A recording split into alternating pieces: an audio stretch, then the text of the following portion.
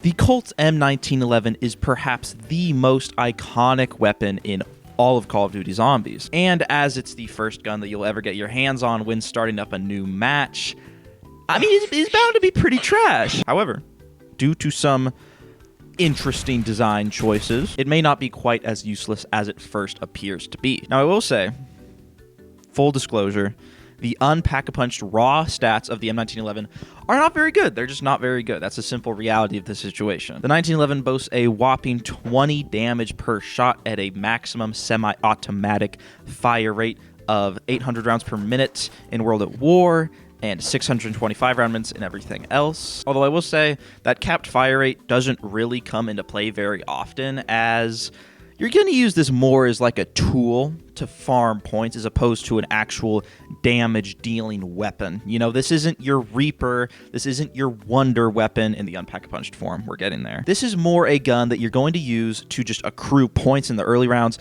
not really going to be your main damage dealer throughout the rounds. But that doesn't mean it's bad. Now, the ammo situation is a little bit odd, because when you first spawn into the game, right off the rip, you have 8 rounds in your magazine and 32 in reserve.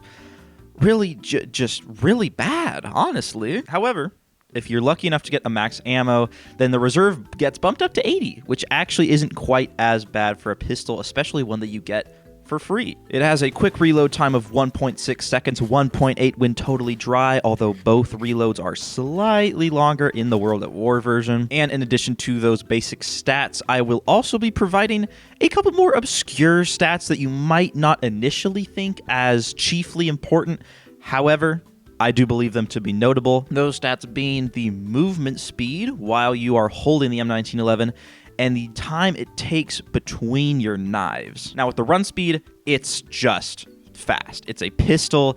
According to this 12-year-old forum post, it has no penalty on your speed, so you're still at a full 100%. And I mean, hey, I believe him. And for the knife cooldown, we are looking at about half a second, which is honestly quite good, because on an insta-kill on those early rounds, you can just go away and stab to your heart's content relentlessly, rapidly, ruthlessly. This thing is really good with knife aim. So, ladies and gentlemen, that is the base 1911. Not very impressive, not super good, but you know, it's a solid starting tool. It just has a lot of drawbacks. But what happens when you pack-a-punch it? Well, it's actually easier to begin this segment by saying it depends on the game. Now, there is also a hidden version of this weapon, accessible only by console commands, that even I didn't actually know about until doing research and making this video.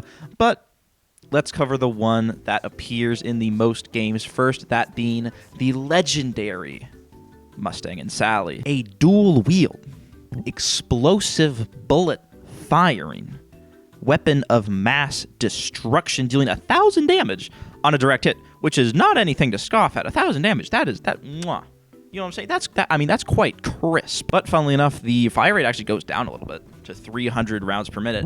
But you literally have 2 guns, so you can just shoot them at the same time and you're good. So it doesn't really matter, but it's noteworthy. 6 rounds in each magazine with 50 in reserve, and because it's dual wield, you can be shooting one while reloading the other.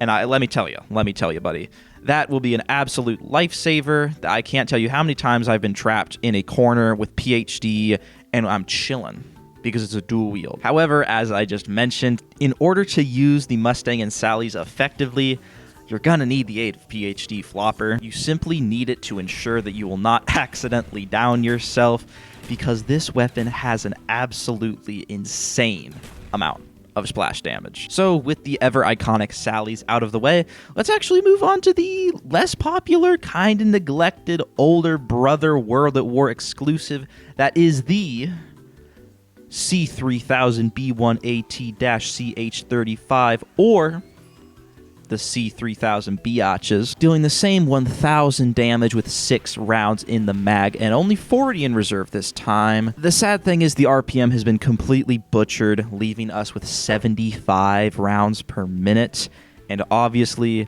this gun is not dual wield. It is fully auto though. I also didn't know that until I made this video. Did you know that? But we're not done with World at War just yet.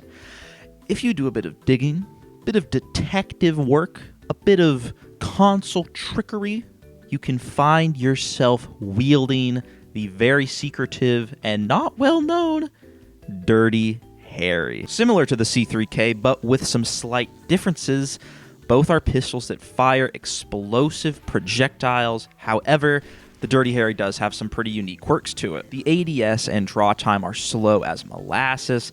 The projectiles travel really, really slowly, and they also arc like a proper missile, and they fizzle out too. They fizzle out. So if you just shoot it off into the sky, it will actually fizzle out. It will not just keep going, which, I mean, you know, noteworthy. The sprinting animation is also kind of weird. It's just a weird gun.